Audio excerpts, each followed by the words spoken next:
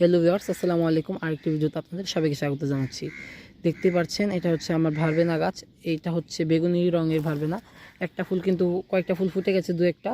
এটা কিন্তু আমার বেখেয়ালের কারণে আমি খেয়াল করিনি যে দুইটা কুড়ি থেকে গিয়েছিল, ফুটে গেছে যেহেতু আমি এগুলো ফেলছি না, কিন্তু এখানের কুড়িগুলো আমি কেটে দিচ্ছি। আর আপনাদের মনে একটা প্রশ্ন হতে পারে যে গাছটা এত সুন্দর এত বড় দেখেছিলাম, এত ছোট কী করে হয়ে গেল। আসলে আমি একদিন ছাদে আসতে পারিনি কিছু সমস্যার কারণে। ওই সময় আমি পানি দিয়েছিলাম আরেকজনকে দিয়ে, আমার বোনকে দিয়ে। ফলস্বরূপ যা হয়েছে, ও ঝাঁপিয়ে পানি দিয়েছে গাছের উপর, তারপরে গাছের ওই ডালটা পানির স্রোতের কারণে ভেঙে গেছে।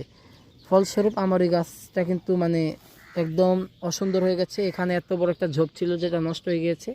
যা কি আর করার, ওই ডালটাকে আমি রেখেছিলাম কাটিং করার জন্য, সেই ডালটাও পচে গেছে। আমি কাটিং করে চারা করতে পারিনি এগুলো থেকে।